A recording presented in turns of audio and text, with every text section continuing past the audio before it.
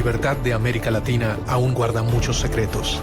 ¿Hubo un único cerebro ejecutor detrás de las ansias libertadoras de todo el continente? ¿Se ejecutó un plan que había delineado un masón inglés para extender el poder británico en América? Los héroes del continente tuvieron que moverse sigilosamente, conspirando, buscando aliados y tomando decisiones que no todos podían llegar a comprender. ¿Cuánto tuvo que ver la masonería en este proceso?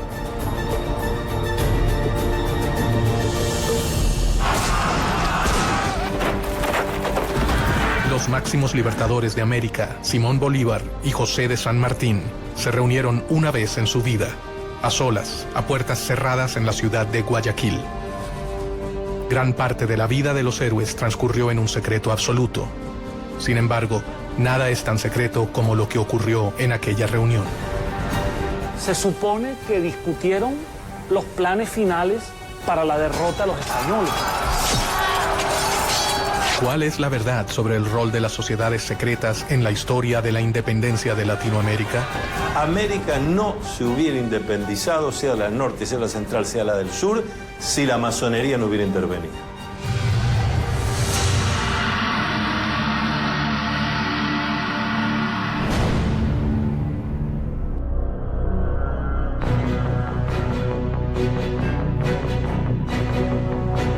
A lo largo de la historia, las sociedades secretas han manejado planes y alianzas ocultas para llevar a cabo sus objetivos.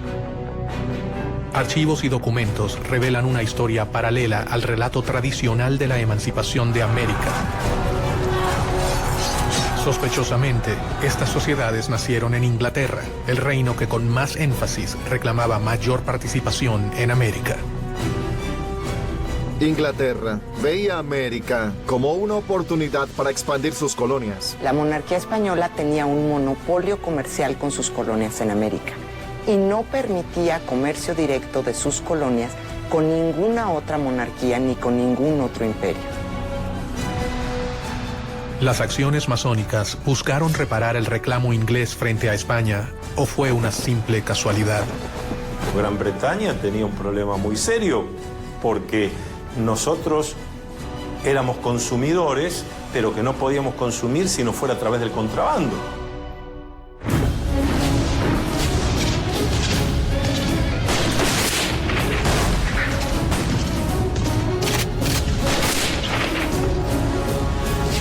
Después de las guerras napoleónicas, después de Waterloo, la economía inglesa está en una depresión y una recesión terrible, con altos niveles de desempleo, mucha disatisfacción, demostraciones populares, etc. Y la industria está como parada. Entonces, para Inglaterra, los puertos de las colonias españolas son extremadamente importantes.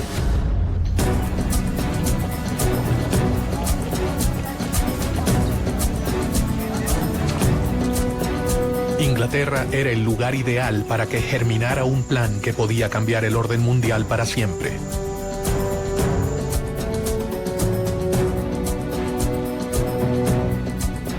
En este contexto, un venezolano conspiró contra el orden establecido.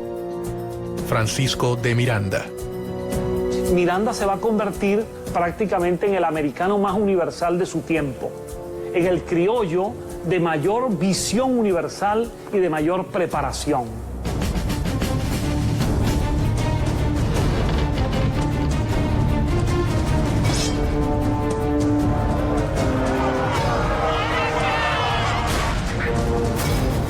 Tras haber vivido la independencia de los Estados Unidos y la Revolución Francesa, Miranda desarrolló una obsesión: que América Latina siguiera el mismo camino de emancipación. Él fue responsable de formar a los máximos líderes del continente, entre ellos a Simón Bolívar, José de San Martín y Bernardo de O'Higgins. Francisco de Miranda sabía que no se había embarcado en un plan sencillo, pero confió en el apoyo de sus hermanos masones. Él no fue el primero ni el único, pero sí un eslabón fundamental en una larga cadena de secretos y conspiraciones. Si existió un gran plan masónico, como el que decía Barruel respecto a la Revolución Francesa, es difícil decir que había un gran plan masónico. Lo que sí había era que había muchos masones que adherían a los ideales de la Revolución Francesa y que querían traer esos ideales a América. Los masones fueron temidos por el poder conservador, pero en secreto, gran parte de los máximos representantes de las monarquías pertenecieron a las sociedades. Desde ministros hasta reyes han abrazado en privado las ideas que rechazaban y condenaban en público. Porque acuérdense que en todo el feudalismo, el rey o el señor feudal estaba allí, se decía, por indicación divina. Y las distintas iglesias aceptaban eso. La masonería nació mucho tiempo antes de que la Revolución Americana comenzara a gestarse. Sus primeros objetivos fueron muy diferentes a los que terminaron adoptando a lo largo de su historia. Esta sociedad de constructores de obras sacras se convierten en una sociedad civil. Es al mismo tiempo un centro de reunión para personas instruidas, para personas con un cierto nivel educativo, con una cierta preparación. Y esa sociedad civil es la solución de lo que fue la crisis del pensamiento europeo. Es un espacio para el diálogo y para el cuestionamiento de elementos que hasta entonces habían sido pilares indiscutibles del orden político y social. Hacia fines del 1500, las sociedades masónicas eran una verdadera amenaza para los detentores del poder conservador. La iglesia, el ejército y las monarquías perseguían sin tregua a los librepensadores. Ellos representaban una gran preocupación para su poder. El valor más importante para defender que tiene un masón es la libertad. Entonces, todos aquellos regímenes dictatoriales, despóticos o dogmáticos han visto un peligro en la masonería.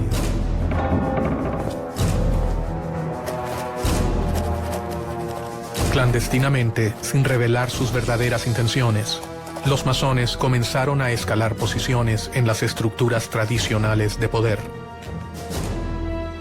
Los personajes políticos más importantes que se unen en la masonería lo hacen generando una especie de clientela política dentro de los masones y al mismo tiempo tratando de descubrir toda esta parte secreta, atractiva, interesante que proporciona la masonería. Fue en Inglaterra en donde las logias comenzaron a afianzarse en el poder, de la mano del rey Guillermo III. La masonería inglesa es una masonería simbólica, tiene solo 3 grados.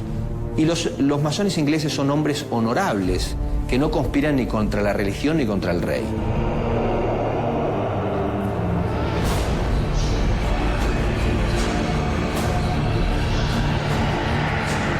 Gracias al impulso de Guillermo III, la Gran Logia Inglesa se creó en Londres en 1717. Ella sería fundamental para el resto de las sociedades. A partir de la Gran Logia Unida de Inglaterra aparece el libre y aceptado masón. Es decir, es el que se inicia en la orden, pero que ya no se va a ocupar de las construcciones externas, sino de una construcción interna, una construcción espiritual e intelectual. El poder de reclutamiento llegaría a niveles que los masones jamás habrían soñado. El rey inglés Guillermo III, fascinado por las nuevas ideas, se acercó personalmente a las sociedades masónicas y secretamente se unió a ellas. Se ha hecho mucha especulación sobre la condición masónica del rey. Realmente esa misma condición que de oficio, de gremio, de gremio artesanal que tenía la masonería operativa, se lleva al campo profesional de los ejércitos.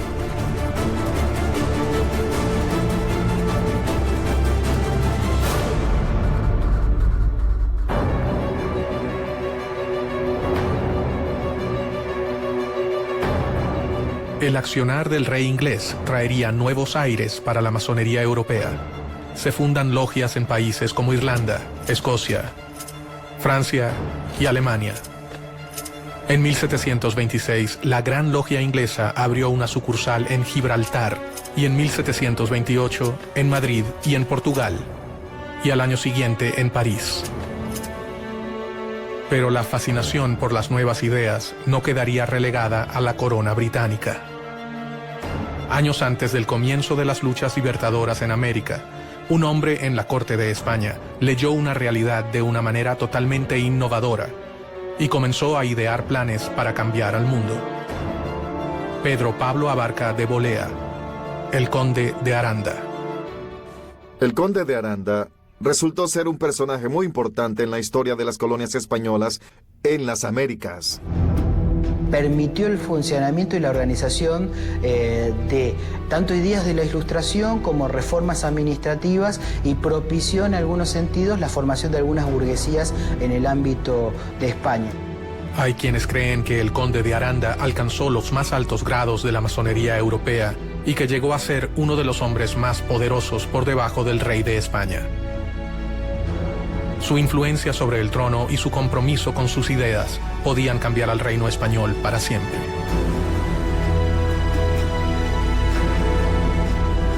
Con su consejo, es probable que hasta el propio rey Carlos III haya formado parte de la masonería española. Carlos III es el monarca que decide implantar lo que se conoce en la historia española como las reformas borbónicas. Las reformas que impulsó Carlos III afectaron a las colonias en cuanto a su administración, a la división geográfica y al rol que cumplía la Iglesia en aquella época. Una de las principales reformas borbónicas es limitar el poder de la Iglesia Católica en los territorios americanos y en la misma península. Si realmente existió un plan para que Inglaterra ganara ventaja en América, con la masonería implantada en la corte española, este acababa de comenzar. Un rey podía ser la pieza fundamental para acabar con el reino ibérico. Estaban a punto de sembrarse las semillas de un plan que podía acabar con el imperio español en América.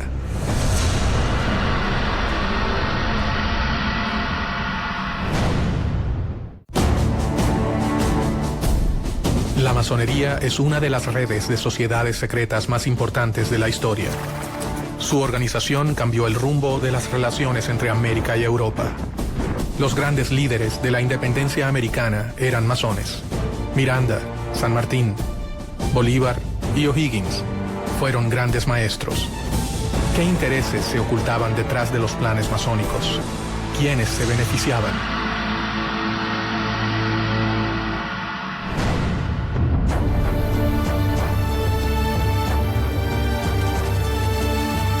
En las cortes europeas, para mediados del 1700, las ideas de libertad e igualdad habían ingresado gracias a los sigilosos planes de las sociedades secretas. Y sus miembros debían moverse con mucho cuidado para sobrevivir. Habían sido víctimas de crueles persecuciones en Europa. La masonería ha sido objeto de persecuciones, lo extraordinaria. Sin duda alguna, la forma logial de organizarse se presta para que este tipo de institución haya sido vista con recelo. Dentro del trono, el hombre de mayor confianza del rey Carlos III era masón. El conde de Aranda había logrado que sus ideas influenciaran a la corona, pero si era descubierto, perdería, además de sus cargos, su vida.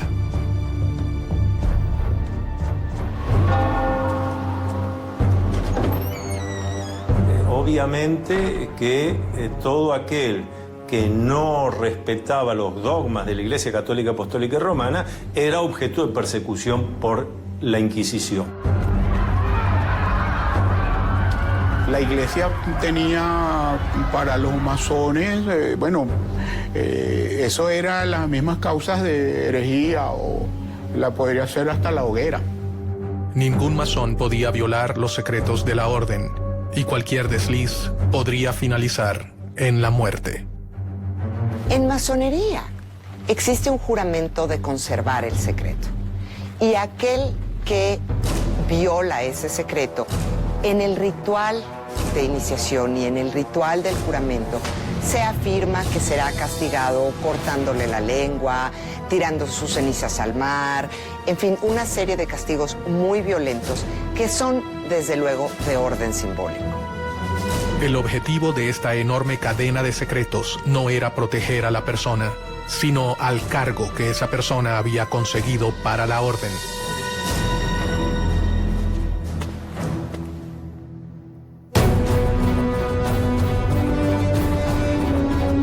Bajo un gran secreto, el conde comenzó una lucha contra los poderes tradicionales. Todo hombre de poder tiene sus enemigos y el conde de Aranda no era la excepción. Tenía tantos enemigos dentro de la corte, como por ejemplo Manuel de Godoy, quien terminó ocupando su lugar, y enemigos obviamente en el exterior y dentro de la iglesia. En medio de aquellos cambios, comenzó a firmar resoluciones que atacaban directamente a su enemigo más poderoso, la iglesia. Una de las principales reformas borbónicas es limitar el poder de la Iglesia Católica en los territorios americanos y en la misma península. Por consiguiente, el conde de Aranda y muchos otros miembros de la corte y el rey Carlos III deciden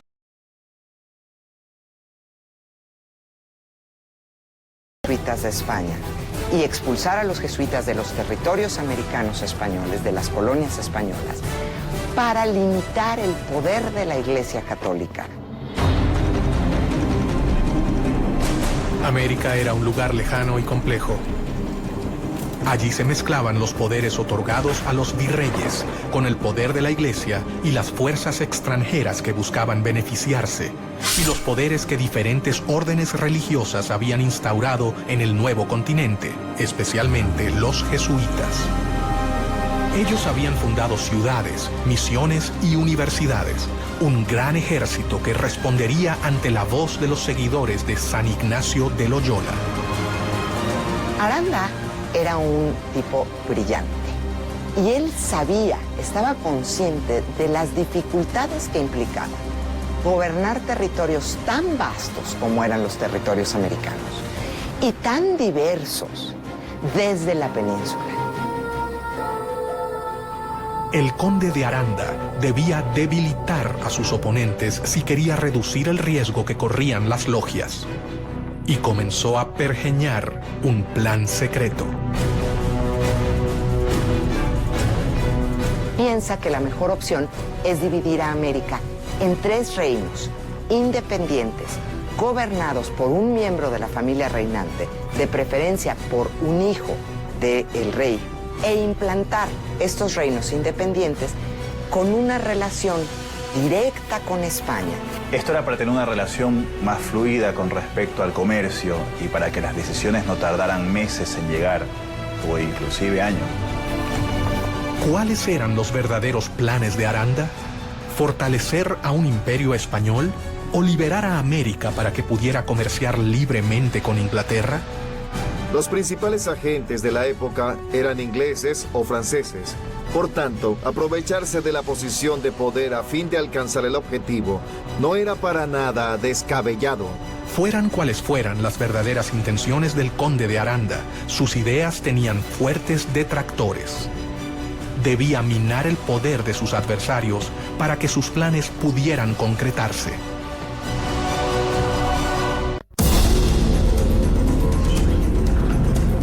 Los jesuitas habían creado una red de misiones y universidades en América que les confería un lugar privilegiado dentro del Nuevo Mundo. Los jesuitas, la Orden, la Compañía de Jesús, ha formado históricamente una organización dentro de la Iglesia Católica que se ha distinguido por algunos principios.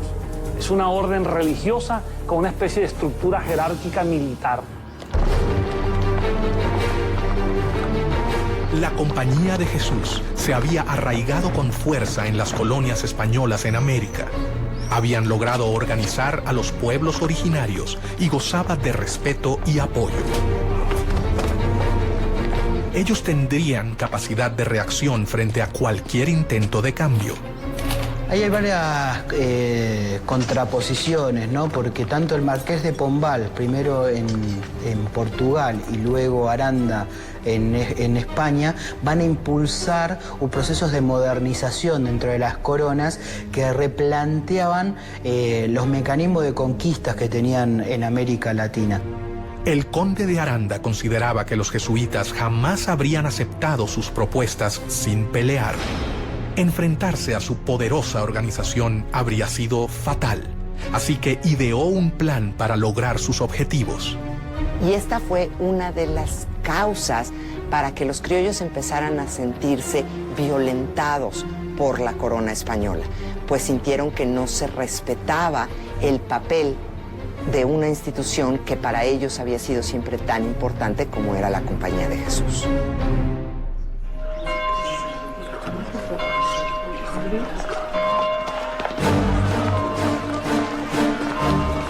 La expulsión de los jesuitas fue una de las obras masónicas más decisivas y mejor orquestadas de la historia. Un hecho que terminaría colaborando directamente con la independencia de las colonias americanas. ¿Cómo hacen para la expulsión de los jesuitas? Fue un plan coordinado de una manera extraordinaria. Ellos mandaron a todos los lugares donde había una congregación jesuita y asignaron la fecha para abrir los sobres. El conde de Aranda, gestor de esta acción, asestaba así un certero golpe al corazón de la iglesia. El plan que comenzaba a delinearse acabaría con el poderío del reino español.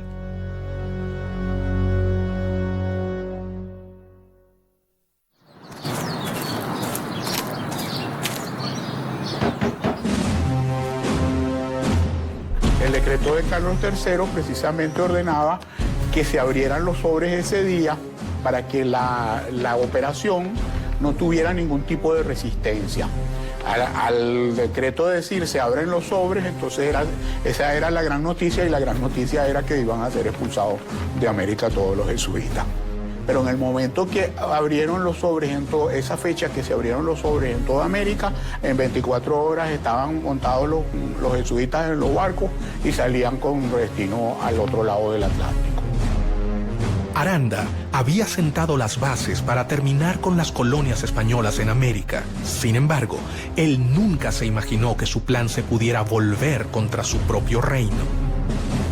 ¿O si lo sabía y todo fue un plan británico para poder obtener ventajas en las colonias americanas?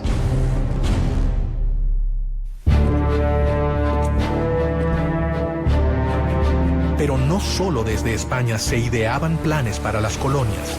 Inglaterra había enviado a sus posesiones en América a un importante masón que también tenía sus planes para el nuevo continente: Edward Trelawney. Él fue el gobernador británico de Jamaica entre 1738 y 1750 aproximadamente. A partir de 1739, en la isla de Jamaica, se instaló la primera filial de la Gran Logia de Inglaterra, una de las primeras al sur de Norteamérica. La masonería llegó a América desde fechas muy tempranas. Llegó primeramente a Estados Unidos. En 730 la trajo Benjamin Franklin a las 13 colonias americanas y se extendió bastante en las colonias norteamericanas. Posteriormente arribó a mediados del siglo XVIII a algunas de las colonias inglesas, especialmente a Jamaica. De la mano de muchos ingleses como Trelawney, las sociedades arribaron a América y desde allí dieron inicio a sus objetivos. La masonería estaba fortalecida en Inglaterra, así que Londres sería el lugar perfecto para ejecutar cualquier tipo de conspiración que los favoreciera. Inglaterra nunca ha tenido en política exterior razones idealistas. Inglaterra ha tenido siempre intereses. Después de la independencia de sus colonias americanas, Inglaterra ve necesaria la exploración de nuevos horizontes. Trelawney tenía un plan que elaboró detalladamente durante los 15 años que gobernó la isla. España debía compartir los beneficios de las colonias de América con la corona británica. Trelawney creía que España no tenía los derechos comerciales exclusivos con América. La situación del monopolio comercial de España era completamente injusta. Él manejaba dos opciones: un plan de conquista que resultaba costoso y prácticamente imposible, o impulsar la independencia para las colonias españolas. Muchas veces se olvida el tema de que no se podría haber hecho todo lo que se hizo sin el financiamiento necesario. Y ese financiamiento se acordó dentro de las logias. ¿Por qué un masón y agente del gobierno británico manejaba un plan tan similar a las logias españolas? ¿Casualidad? En cuestión de la masonería, suele preguntarse si había una casualidad con los planes de la masonería y los planes de Inglaterra. Pues la masonería era inglesa y era francesa. Mientras Aranda buscaba dividir las colonias para beneficiar a España, Trelawney pensaba que dividiéndolas se beneficiaría a Inglaterra. Es muy simple. Divide y vencerás. Si bien ninguno de ellos fue capaz de llevar a cabo su propósito, un grupo de hombres americanos, más de 50 años después, comenzarían a conspirar para que el plan se cumpla. El poder no está en un iluminado porque Dios así lo quiso, sino que el poder está en el pueblo porque Dios así lo quiso. Los miembros aceptaban las premisas y un puñado de hombres alcanzaba a saber toda la verdad. Pero, ¿cuál era esa verdad?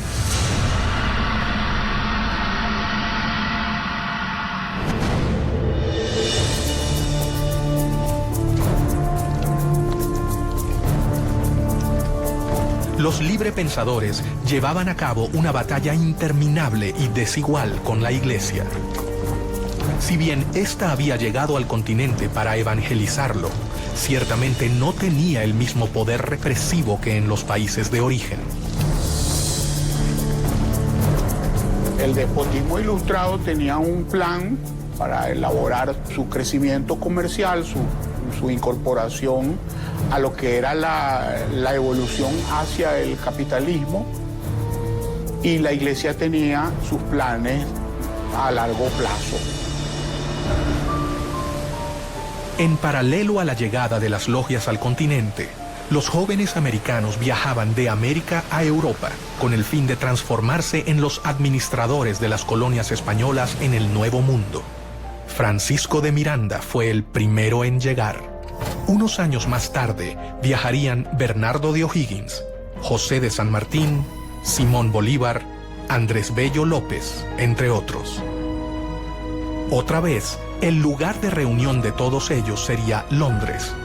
¿La corona británica estaba interesada en promover a los jóvenes americanos? Muchos de los jóvenes americanos se van a estudiar a Europa. Muchos de ellos también están buscando una educación más cercana a la Ilustración. Inglaterra siempre fue un lugar donde podían desarrollarse diferentes ideas. En Europa se encontraron con una realidad totalmente diferente a la que esperaban hallar. Están buscando una educación más cuestionadora, menos vinculada con la Iglesia, menos vinculada con el conocimiento tradicional. Y es en Inglaterra en donde hay un foco cultural, social, político, donde se está gestando el seno de este pensamiento ilustrado. Los jóvenes que partieron con el fin de realizar estudios formales terminaron convirtiéndose en los héroes de la independencia o en las manos operativas de un plan que había comenzado a forjarse antes de sus propios nacimientos. Casi se podría decir que Inglaterra funcionó con esta fórmula. Inglaterra le brindaba apoyo a Miranda. Francisco de Miranda, el americano más universal, se convertiría en una pieza clave de los planes independentistas. Miranda es un personaje muy interesante, porque es un personaje que tiene una carrera increíble antes de llegar a América, antes de llegar a tratar de impulsar la independencia de América. Es general del ejército francés, pelea en la Revolución Francesa, pasa por la corte de Catalina la Grande en San Petersburgo, vive en Londres y se conecta y está mano a mano con personajes importantísimos de la política inglesa. Miranda fue el padre de la independencia del continente, uno de sus ideólogos, protagonista de sus batallas y personaje fundamental en el diseño de una estrategia para llevarla a cabo. Miranda es un gran conspirador. Miranda es el gran arquitecto de la revolución, el gran arquitecto del proceso independentista.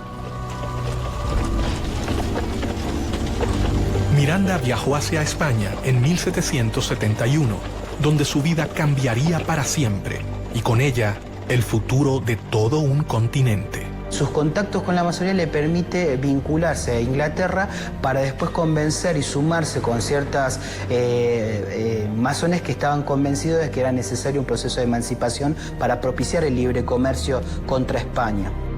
Ya en Europa, el joven Miranda comenzó su carrera militar para obtener el cargo de capitán en el ejército. Lo que hay que decir de Francisco de Miranda es que es un esclarecido. Es una persona con una mente brillante que comprende la importancia del lugar y del momento para empezar a desarrollar ese germen de libertad que es darle a América hispanoparlante la libertad de España. Paralelamente, se deslumbró con las nuevas ideas que se estaban gestando en el viejo continente. Miranda fue un político, un militar, un diplomático, un escritor, pero ante todo fue un gran humanista. Comenzó a armar su propia biblioteca, adquiriendo las obras de los pensadores más importantes de la época, lo que más tarde le traería innumerables problemas. Miranda, allí en España, se había interesado en la lectura de obras prohibidas, tipo político, filosófico, obras de los enciclopedistas, de los ilustrados, y la Inquisición estaba muy pendiente de las personas como él que leían estas obras. Poco a poco, Francisco de Miranda comenzó a forjarse un nombre, pero una acusación cambiaría el rumbo de su vida para siempre. La Inquisición estaba dateada, vamos a decirlo así, o le pasaban información de parte de los rivales militares que tenía Miranda. Se le acusaba de tener libros prohibidos y por eso tuvo que prácticamente venirse con Cajigal. Cajigal hace una jugada que le permite a Miranda escapar de la Inquisición.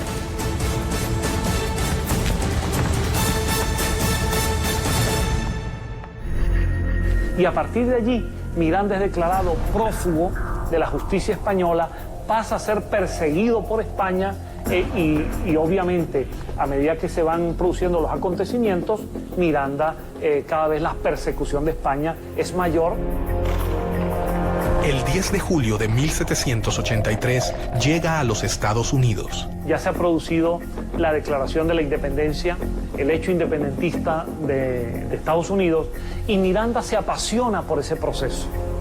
Y Miranda va a viajar por distintas ciudades de los Estados Unidos, tratando de tomar contacto con esa realidad, con las causas que llevaron a la independencia, con la manera como los Estados Unidos de América se ha independizado de Inglaterra y sobre todo toma contacto con los ideales de los independentistas norteamericanos. En Estados Unidos, Miranda terminaría de comprender qué debía hacer. Había llegado al país que acababa de independizarse y allí conoció a los grandes protagonistas de la independencia. Especialmente trabó relación con George Washington. Tuvo entrevistas con líderes como Jefferson, Hamilton, Knox, es decir, con figuras muy importantes en la conducción del nuevo país independiente en Norteamérica. No se sabe exactamente dónde se inició el general Francisco de Miranda como masón. Algunos historiadores afirman que fue en 1774, en Madrid, y según el rito York. Otros dicen que fue iniciado por el mismo George Washington en la Logia de Virginia. Muchos historiadores se preguntan cómo era posible que este joven, nacido en Caracas, de ascendencia isleña, canaria, que empezaba a ser perseguido por España, pudiese ser recibido en los Estados Unidos por el presidente de la nación y por los principales líderes de esa nación. De allí nace entre muchos historiadores la posibilidad de que Miranda en esa relación haya estado apoyado por la masonería. Su futuro comenzaba a dibujarse. El hombre que había servido al ejército español alrededor del mundo estaba por transformarse en la pieza clave para que perdieran sus colonias en América. Debajo de la mesa, alguien estaba poniendo en marcha los planes elaborados por el conde de Aranda y Trelawney, el viejo gobernador de Jamaica. La idea era separarse de España y de alguna manera seguir el modelo republicano que ya se había establecido en Estados Unidos. Miranda se ha convertido en masón, comenzando así a conocer las ideas más revolucionarias de la época. Ha vivido la independencia norteamericana de cerca, haciéndose eco de los ideales revolucionarios. Ha sido acusado por el país por el que arriesgó su vida y ahora mira hacia su continente. El futuro héroe de la revolución comenzó a desarrollar cada vez más sus planes para independizar a América, pero sabía que no podía hacerlo solo.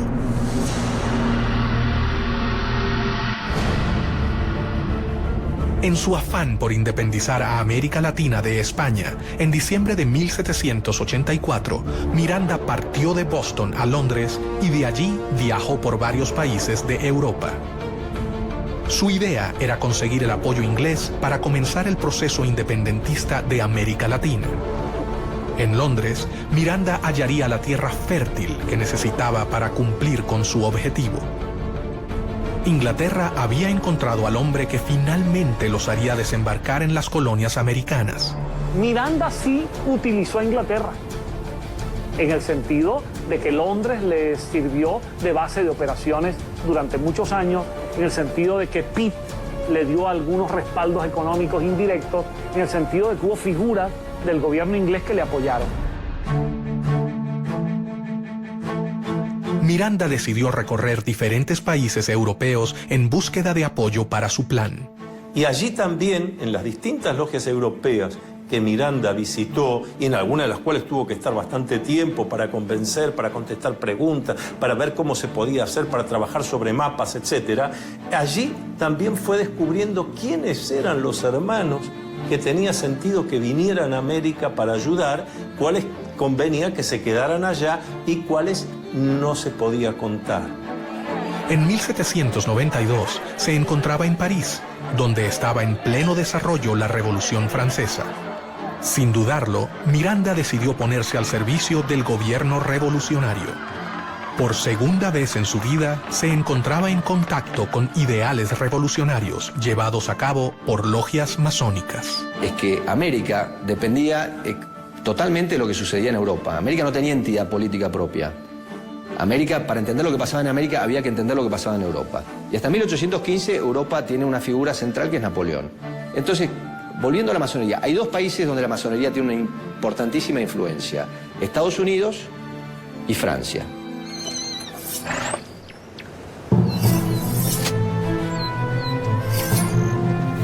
La Asamblea Legislativa, el gobierno francés en la época, lo destinó a Bélgica y Holanda para defender a la Francia revolucionaria del ataque de los ejércitos absolutistas. En aquellas tierras demostró su talento como militar y su enorme valor por defender los ideales revolucionarios. Francisco de Miranda entra con un contrato de mariscal de campo.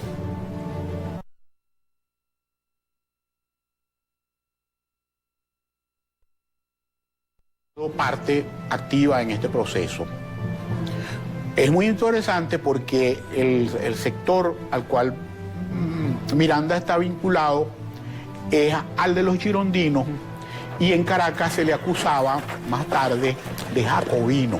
Gracias a su aporte en Francia, Miranda se convirtió en el único latinoamericano cuyo nombre figura en el Arco del Triunfo.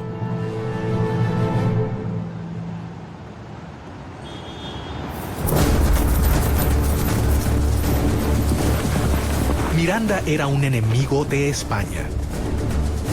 Londres era su aliada. Allí sabían que él era la persona indicada para llevar a cabo el plan que desarrolló Edward Trelawney. Los británicos están desarrollando su mercado. los británicos se están convirtiendo en dueños de los mares. Por supuesto que les interesa, como dicen en buen criollo, en lenguaje popular, serrucharle el piso a su principal rival, que es España. Entonces esas coincidencias van a encontrarse a lo largo del camino. Desde el siglo XVI, Inglaterra ha estado esperando la oportunidad de poder inmiscuirse en la vida de las colonias y todo hacía creer que estaban a punto de lograrlo. Durante su estadía en Londres, en 1797, Miranda fundó la Sociedad Patriótica Revolucionaria, Gran Reunión Americana, también conocida como los Caballeros Racionales, de la que fue gran maestro. Esta Gran Reunión Americana fue fundada por Francisco de Miranda, un venezolano, y que la fundó con el apoyo de la Gran Logia de Londres. Era una organización de corte estrictamente política que tenía como objetivo lograr las independencias de los dominios españoles en América. Entonces toda esta narrativa de alguna manera vincula a Inglaterra con la independencia de las colonias españolas. La logia se reunía en su propia casa en Grafton Street 27. Allí comenzó a congregar a los jóvenes americanos que llegaban a Europa. Miranda había tejido una red epistolaria.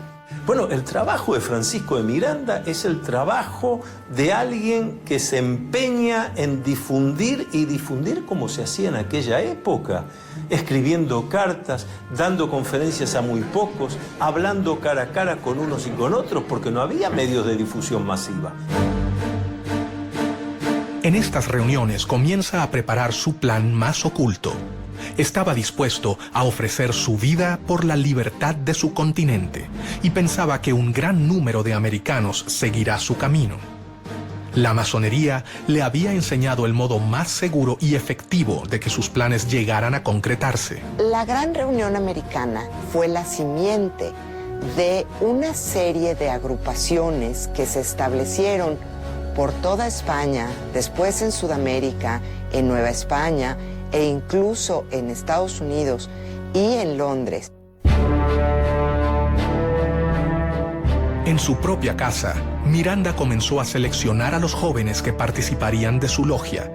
Lo que Miranda organiza en Londres es una reunión de hombres que se instruían, generalmente eran hispanoamericanos o españoles, que eran instruidos por Miranda exactamente en la causa de la independencia de América. Cada uno de ellos llegó de los puntos más remotos de América. Sus exigencias eran grandes y esperaba que solo los jóvenes valerosos lo aceptaran. Los candidatos a iniciarse en la masonería, por lo general, son personas que viven en un lugar y que pueden asistir a las tenidas regularmente durante un tiempo indefinido. A diferencia del conde de Aranda, Miranda contaba entre sus tropas con una gran cantidad de jesuitas, alrededor de 300. Durante el proceso de la independencia de Hispanoamérica, numerosos jesuitas participaron activamente en favor de la causa independentista, a diferencia del clero tradicional español que, en líneas generales, reflejaba los intereses de la monarquía. Él intercedió directamente ante el ministro William Pitt para que fueran benévolos con ellos. Cuando algunos jesuitas fueron capturados dentro de los conflictos entre Inglaterra y España, algunos de sus jesuitas eran mirandinos, eran favorables a la causa de Miranda, y Miranda intervino ante Pitt para que los liberara. Más rápidamente de lo que creían, los enemigos de España se unían. Increíblemente, el plan del conde de Aranda estaba por tomar forma, pero no se realizaría para proteger al reino.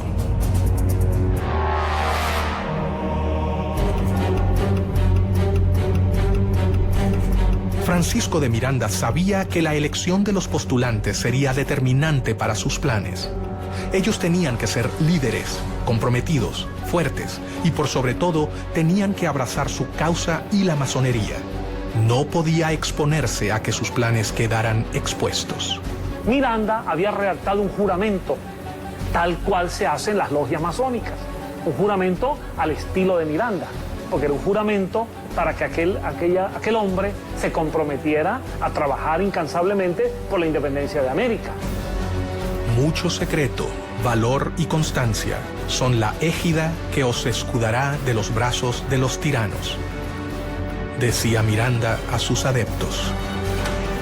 No ha podido establecerse la fecha ni el lugar en los que Miranda se inició en la masonería, aunque no existen dudas de su condición de masón. Formaba parte así de logias internacionales.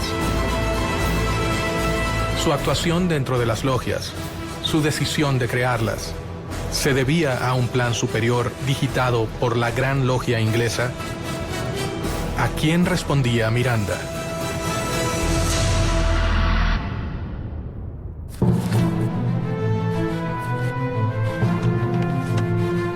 Casualidad o no, el plan elaborado por Miranda y las logias parecía responder palmo a palmo al plan creado cerca de medio siglo antes por otro masón, perteneciente a la Gran Logia de Inglaterra, el gobernador de Jamaica, Edward Trelawney. Si bien se parecen en cuanto al rol del comercio en América y en cuanto a quién sería el más beneficiado, divergen con respecto a su finalidad.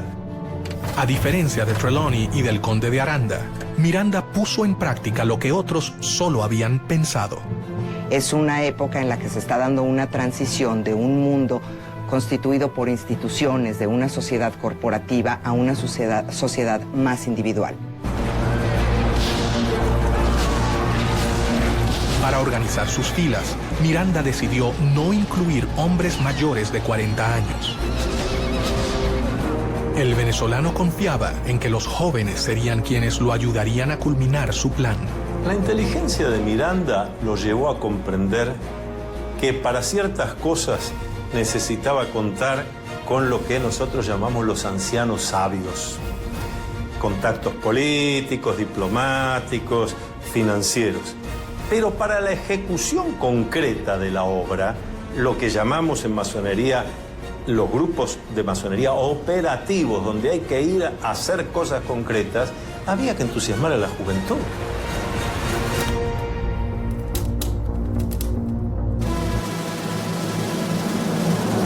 Poco a poco, un plan se hacía evidente. Los intentos de Inglaterra por invadir las colonias americanas fallaban. Solo quedaba la oportunidad de la conspiración a través de las logias conformadas por los mismos americanos. Recordemos que al mismo tiempo, Inglaterra siempre estaba intentando cualquier tipo de invasión de las colonias americanas. E Inglaterra poco a poco intentaba sustraer algunos territorios dentro de esa vasta expansión continental que era Hispanoamérica. Era como una obsesión de adueñarse de nuevas tierras. Las diferentes logias mirandistas que se habían creado en Europa comenzaron a trabajar en pos de la emancipación de América. La logia más decisiva en la liberación del continente fue la logia Lautaro. Las logias Lautaro empiezan con una logia madre establecida en Sudamérica. Se considera, pero no hay certeza, que quien establece esta logia madre fue José de San Martín. Se nos ha preguntado muchas veces sobre si esas logias funcionaban igual que cualquier otra logia masónica. Sí en cuanto a los rituales, sí en cuanto a que tenían palabras, toques, secretos para identificarse, pero exclusivamente dedicadas al análisis de cómo se iba a conseguir la independencia de la corona española. Bernardo de O'Higgins y José de San Martín, sin dudas, fueron los dos hombres fundamentales para el funcionamiento de la logia. Para afiliarse a Lautaro, había que ser americano y jurar luchar por la independencia. Su lema era unión, fuerza y virtud, y en las comunicaciones usaban el símbolo masónico OO. Y sigue la misma estructura de los caballeros racionales, copiando la estructura masónica, con miembros que eran masones, como Carlos Alvear, y que establecen una logia principal que se convierte en la Gran Logia Miranda se había asegurado de reclutar a los jóvenes americanos más prominentes que se encontraban en Europa. El sistema masónico aseguraba protección, anonimato y sobre todo la posibilidad de complotar en las sombras contra el poder establecido.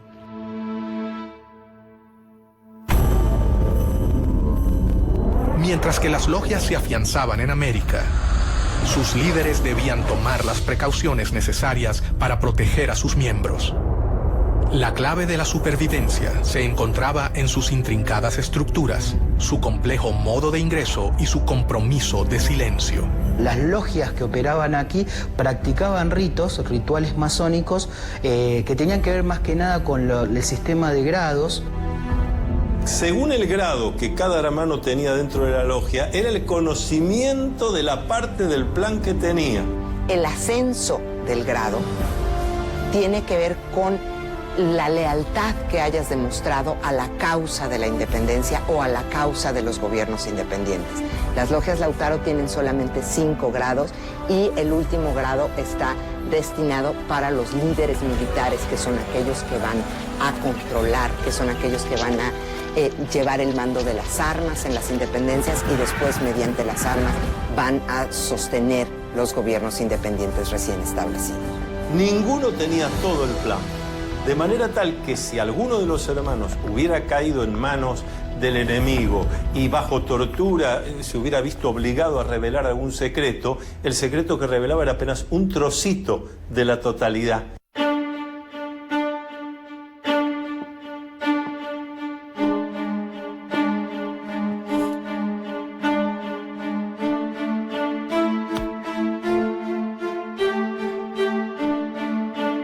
La iniciación es una serie de situaciones que va a atravesar el candidato, donde se va a enfrentar con cosas que le dan miedo, porque el miedo está para ser enfrentado.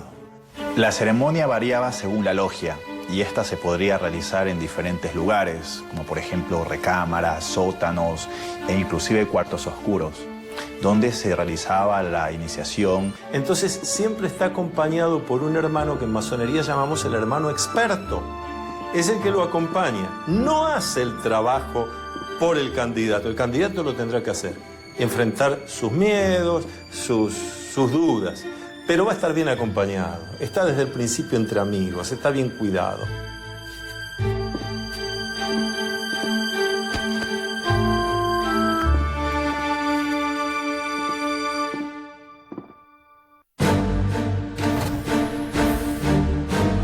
Uno de los primeros en unirse a la logia fue Bernardo de O'Higgins.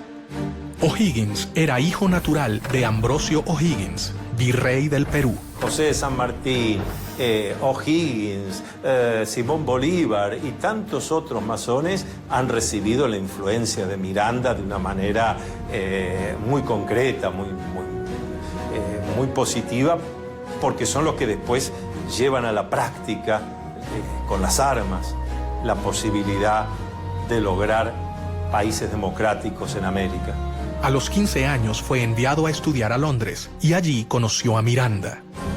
Miranda le inculca a O'Higgins, a través del diálogo, a través de la lectura, 2 cosas fundamentales: ideas de libertad y espíritu de lucha, para lo cual Miranda llega a convertirse en un completo maestro para O'Higgins. En 1801, Miranda le encomendó a O'Higgins que fundara una logia Lautaro de caballeros racionales en Cádiz. Hay 3 documentos importantes sobre la Sociedad de Caballeros Racionales y esos documentos de alguna manera nos dan algunas pautas de lo que pudo haber sido esta sociedad, qué vinculación tuvo con la masonería y qué vinculación tuvo con la logia Lautaro. Miranda le escribió un texto que concluía: «Leed este papel todos los días durante vuestra navegación y destruidlo enseguida. No olvidéis ni la Inquisición, ni sus espías, ni sus sótanos, ni sus suplicios». En logias como las lautarinas, los secretos eran más imprescindibles, porque ahí había una guerra. Entonces, en medio de una guerra había necesario los secretos, la inteligencia, la contrainteligencia. La logia comenzaba a convocar a los jóvenes más prometedores del continente, quienes estaban unidos entre sí por un lazo mucho más grande que el de la voluntad política. Ellos compartían todo un sistema secreto de fraternidad y solidaridad que habían comenzado a completar con un solo objetivo: terminar el dominio español en el continente.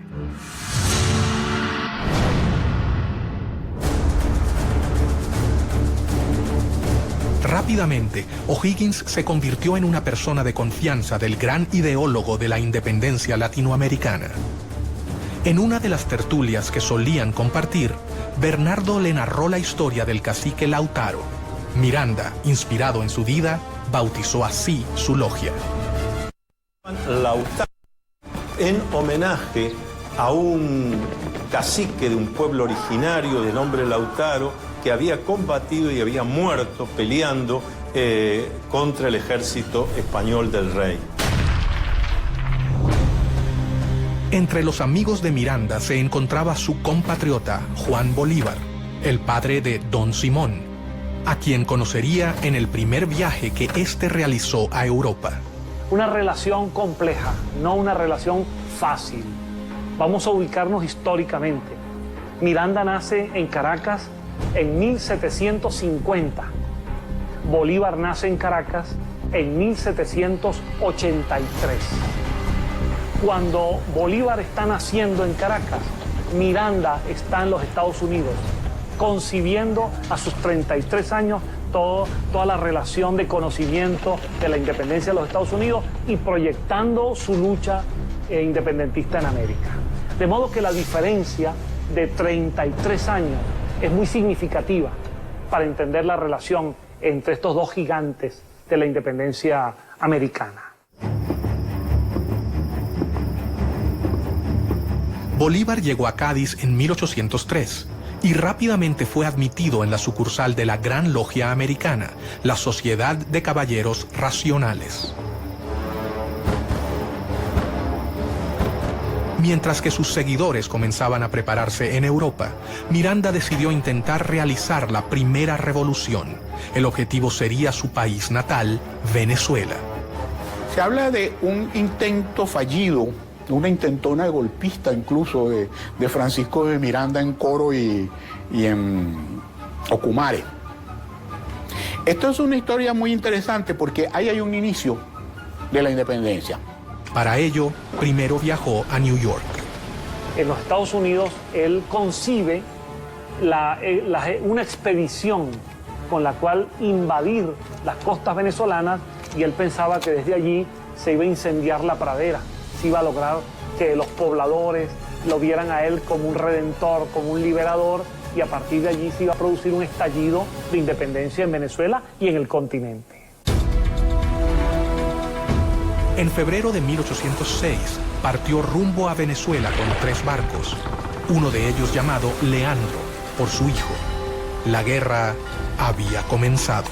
Esos 3 barcos que él arma, antes que él termine de armarlo, ya la comunicación de Estados Unidos a España y de España a las colonias había llegado. Pero la primera expedición se frustraría antes de su inicio. Primero, desembarca en Ocumare de la Costa, 1806, y es repelido, es descubierto por los españoles y las embarcaciones en que él venía son cañoneadas. Pero ¿qué pasa con Miranda en el 58 Grafton Way? Él regresa con su esposa, la madre de Leandro, Miranda, que después fue presidente del Banco Inglés en Venezuela años más tarde. Si eso le dice algo, bueno, yo lo dejo allí con esa interrogante. Y él logra huir en el Leander, logra huir y refugiarse en las Antillas, pero las otras 2 embarcaciones terminan siendo apresadas por los españoles e incluso son ahorcados la mayor parte de los que venían como tripulantes y como guerreros en esas embarcaciones. Pero el hecho es que él sigue pensando en que el momento de la independencia de América ha de cuajar en algún momento. Y va a comenzar el periodo londinense en que Miranda concibe la lucha por la independencia desde Londres de otra manera. Lo primero que hace es fundar un periódico, El Colombiano. De modo que Miranda, además de un gran memorialista, Miranda se convierte en un pionero del periodismo también.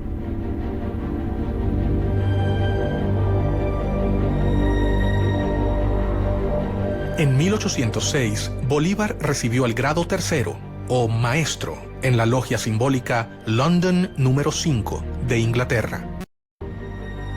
En 1810, en Londres, Miranda le confirió el supremo grado de iniciación en la Gran Logia Americana y juntos fundaron la Logia Protectora de las Virtudes número 1 en el oriente de Barcelona, Venezuela. Bolívar estaba totalmente convencido de que todos debían dar su vida por la causa americana. Simón Bolívar también va a ser una figura clave en el proceso emancipatorio del norte y de hecho también después va a tener contraposiciones y discusiones con los masones porque va a terminar prohibiendo el funcionamiento de la masonería en Colombia, sabiendo que después también los masones podían conspirar contra él. Convencido de sus planes de liberación del continente y de que el complot secreto era la mejor manera de lograrlo, Miranda continuó reclutando miembros para su causa. Uno de ellos fue José de San Martín, gestor de la independencia de Argentina, Chile y Perú. San Martín llegó a Londres 10 años después de que partiera O'Higgins.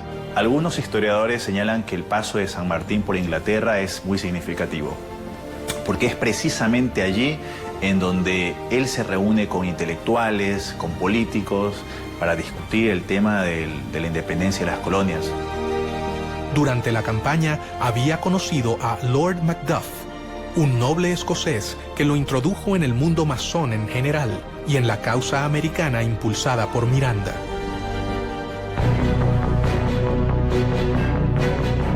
Fue allí donde San Martín hizo contacto por primera vez con círculos de liberales y revolucionarios que simpatizaban con la lucha por la independencia americana. Si San Martín fue un agente inglés, es una gran pregunta. A los pocos que han sostenido que es así, han sufrido la ira del dogma sanmartiniano. ¿Cómo poder decir semejante cosa? El centro de difusión y reclutamiento continuaba siendo Londres. Allí, según algunas fuentes, San Martín se reunió con sus compatriotas Alvear y Zapiola. ¿Por qué razón San Martín se incorpora a esta logia? Es otro de los grandes misterios. Se incorpora después de haber estado casi un año en los campamentos del ejército inglés en Portugal. ¿Cuánto sabía el reino inglés de lo que sucedía dentro de su territorio? La realidad es que tenemos que entender qué es lo que significa la palabra agente. Lo que queda claro a cualquiera que lee la correspondencia diplomática y los archivos ingleses es que San Martín era un anglófilo.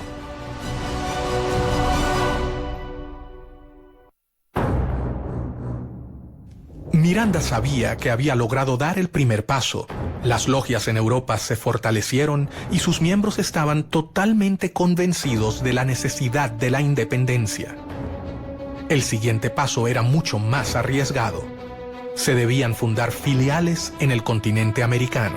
Se establece una gran logia principal que se considera la logia madre y después se van estableciendo logias y grandes logias por todos los territorios sudamericanos y se vuelve la estructura en la que se apoyan estos líderes para atraer partidarios, para agrupar en esas logias a todos los que están buscando las independencias hispanoamericanas y una vez que se consiguen, para endoctrinar en los nuevos principios republicanos, liberales, a los que van a ser los líderes, los directores, los gobernadores de los nuevos países hispanoamericanos que se establecerán inmediatamente después de la consecución de las independencias.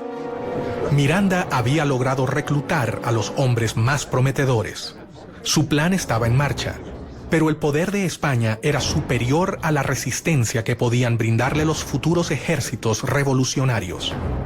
La realidad es que era una conspiración lo que querían los caballeros racionales, porque de alguna manera estaban conspirando contra el rey de España porque querían implantar en América la independencia y la Constitución. Y eso era anatema para el sistema monárquico. Los viajes de formación de los jóvenes latinoamericanos en Europa tocaban su fin. Tras haber concluido sus estudios militares y haberse formado en las ideas del humanismo, los futuros administradores de las colonias volvían a sus hogares, pero no regresaban con la idea de mantener la administración colonial. Ellos regresaban con un nuevo objetivo: liberar a sus tierras de España. Miranda lo había logrado. Una compleja red de sociedades se había formado a lo largo de todo el continente. La independencia latinoamericana estaba en camino.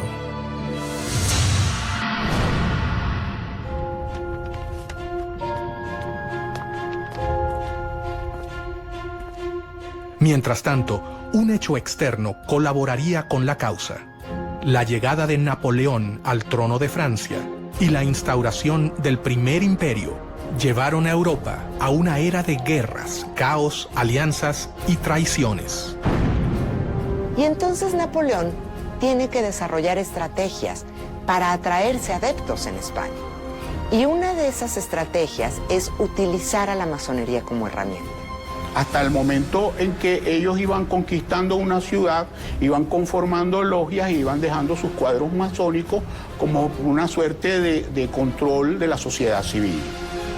Las fuerzas napoleónicas contaron con una serie de victorias iniciales que llevaron a la abdicación del rey español en Bayona, Carlos IV, quien se vio obligado a renunciar en favor de su hijo Fernando VII. Napoleón crea su propia masonería, que es conocida como masonería bonapartista. Incluye ahí a todos los que son denominados afrancesados, que son los españoles que aceptan el gobierno bonapartista y que reconocen a Napoleón y a José Bonaparte. Pero al poco tiempo, Napoleón decidió reemplazar a los reyes borbones de su trono, por lo que hizo abdicar a Fernando VII en favor de José Bonaparte, el hermano del emperador francés. Napoleón se burlaba de los masones, decía que era un grupo de imbéciles que hacían ceremonias ridículas, pero la realidad es que todos sus hermanos eran masones. No solo eran masones, sino que José Bonaparte, su hermano mayor, que luego es rey de España, era el gran maestre del Gran Oriente de Francia, es decir, era el líder de la masonería francesa. Y Napoleón utiliza la masonería como herramienta política. Y dentro de esas logias intenta difundir una serie de principios que hacen aparecer a su imperio como un imperio muy liberal, defensor de los derechos del hombre, defensor de los derechos del ciudadano, pero al mismo tiempo pues no deja de ser un imperio. Mientras Europa vivía convulsionada, las logias masónicas entendían que era el momento de actuar. Las sociedades americanas vieron con preocupación la invasión francesa sobre la madre patria. Entonces es en 1808 cuando se rompe la legitimidad y cuando la posibilidad de las independencias se presenta, porque el monarca que está ahí no es el monarca legítimo, no es el monarca reconocido. Miranda instó a sus hombres. El momento había. Estaba Miranda en el medio. Miranda con su interés colocado en la independencia de Hispanoamérica.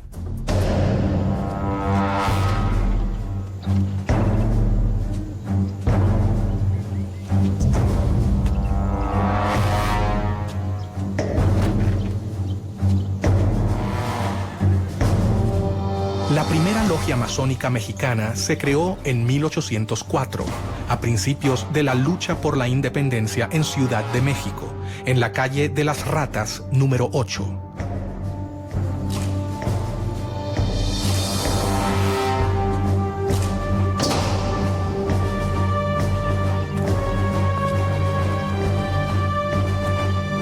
Una masonería muy poderosa, muy extendida, que produjo una enorme influencia en toda la política de México y del resto de América Central hasta la actualidad. Los masones mexicanos fueron los primeros en entrar en acción. En 1810, Querétaro era el principal centro de la conspiración para llevar a cabo la independencia política del país. Bajo el disfraz de saraos y reuniones literarias, los conspiradores se reunían en esa ciudad. A estas reuniones auspiciadas por la corregidora Josefa Ortiz de Domínguez concurrían distinguidos queretanos, así como los capitanes Ignacio Allende, Juan Aldama y los hermanos Epigmenio y Emeterio González. También asistía a ellas secretamente el cura de la parroquia de Dolores, Miguel Hidalgo y Costilla. Cuando ya se había fijado la fecha para el levantamiento, varias denuncias pusieron sobre aviso a las autoridades españolas y éstas procedieron rápidamente a sofocar el movimiento, cayendo sobre las casas de los conspiradores para encarcelarlos. Sin embargo, no pudieron contra ellos y el 16 de septiembre fue declarada la Independencia Nacional de México.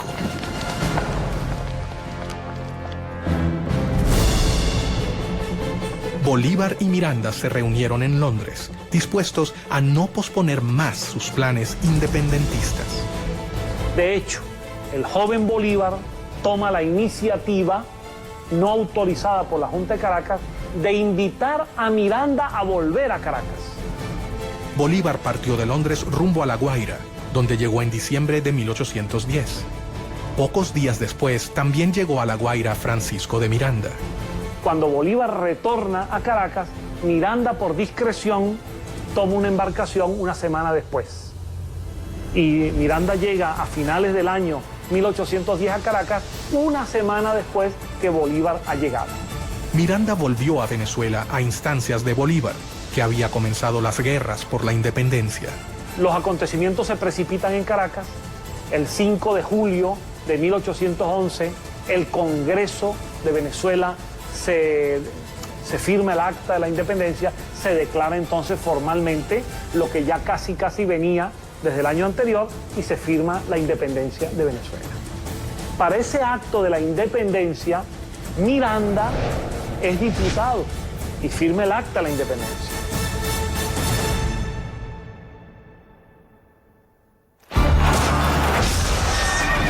Miranda fue nombrado generalísimo del ejército venezolano, pero tras una serie de reveses militares, tuvo que capitular.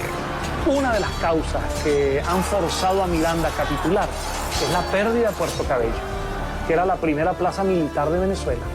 ¿Y quién estaba al frente de la plaza de Puerto Cabello? El coronel Simón Bolívar.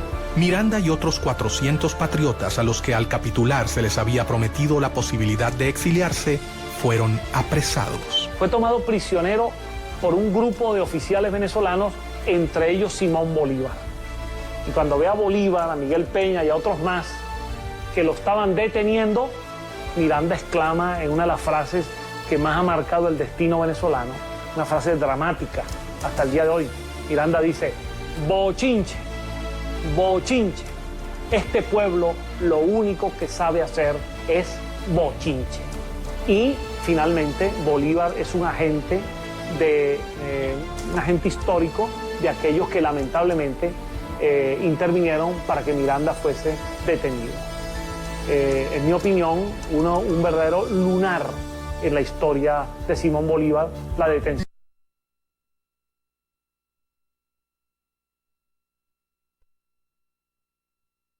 Hasta el momento eran confusos. El plan había sido preparado paciente y ordenadamente.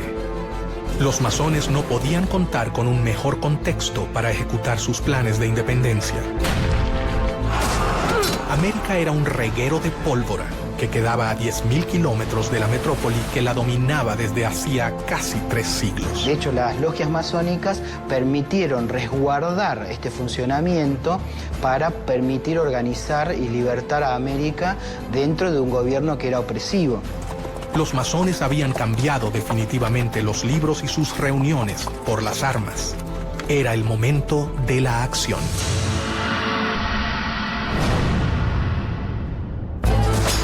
Dos caudillos se destacan en los ejércitos libertadores, 2 discípulos de Francisco de Miranda, José de San Martín, quien desde el Río de la Plata sube hacia el norte, y Simón Bolívar, que lleva la revolución en sentido inverso, desde Venezuela. El ataque al poder podía triunfar si se hacía en simultáneo, como si fuera un plan orquestado. José de San Martín fue iniciado en una logia en Cádiz, España. Desarrolló toda su carrera masónica hasta llegar al grado de maestro masón, porque él había hecho un juramento. Como militar, él había jurado defender al rey de España y a lo que el rey de España dispusiera.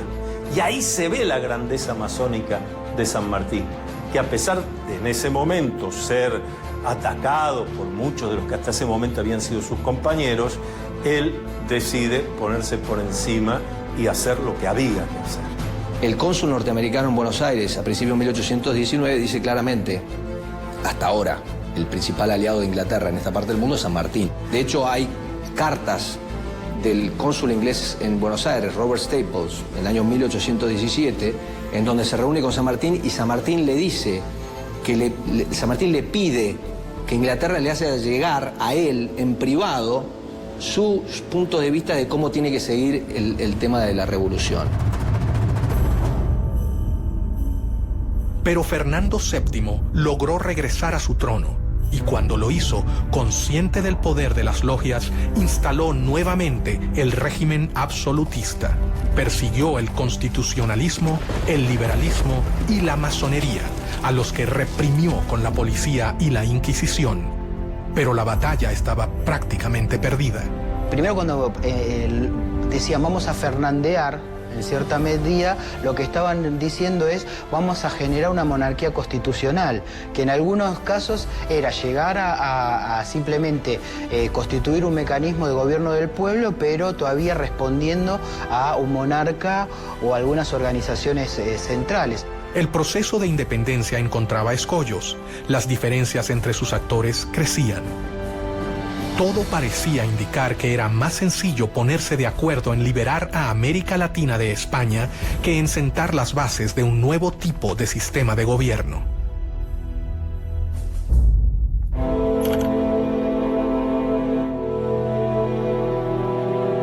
Mientras sus hombres cumplían un sueño de más de 100 años de espera, Miranda fue trasladado a España y murió en una cárcel antes de que la emancipación finalizase. El venezolano murió solo, pero sus ideas ya parecían ser realidad.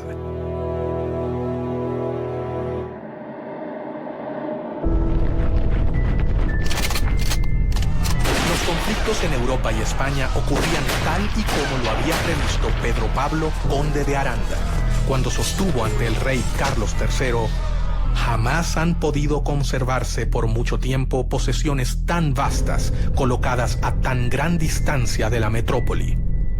Sin embargo, no se transformaban en reinos leales al imperio español. Todas estas diferencias marcan en cierta medida también algunos posicionamientos de intereses que tenían cada uno de los grupos, tanto regionales como de las alianzas estratégicas a nivel internacional que tienen cada uno de ellos.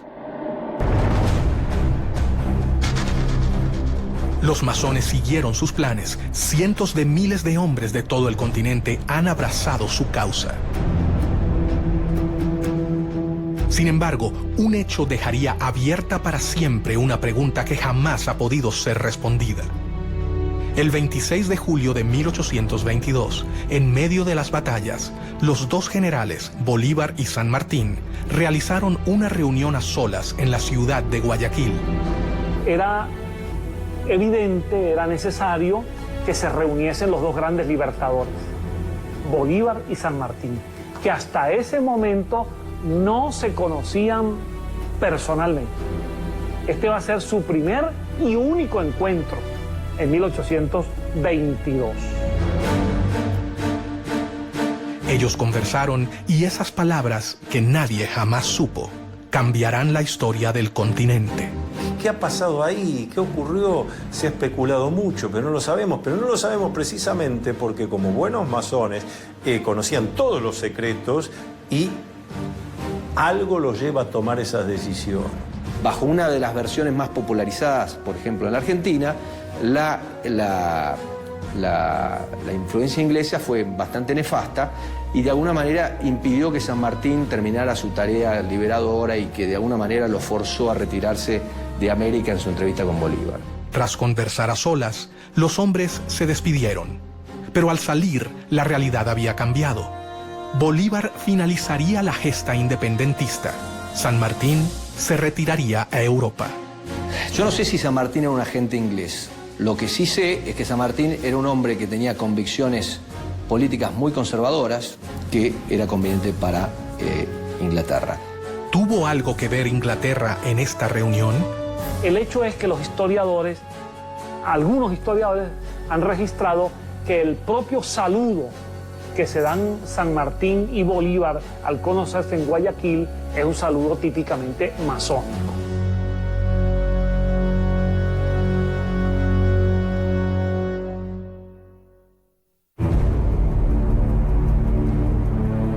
Nunca se sabrá hasta dónde Inglaterra colaboró con la independencia de América, pero sí es un hecho que los héroes de la emancipación supieron cómo canalizar los conflictos políticos de la época utilizándolos a su favor. Napoleón decía que la historia no era más que una ficción acordada por la mayoría. Muchas veces lo que sucede es que la historia que escuchamos no es la historia real, es la historia que queremos escuchar de alguna manera o que nos gustaría escuchar. Entonces, con la masonería siempre hay un tema, porque en la explicación o en la versión oficial de la historia de la Gran Reunión Americana, inevitablemente se vincula la Gran Reunión Americana con Inglaterra y a Inglaterra, a su vez, con el proceso de la independencia.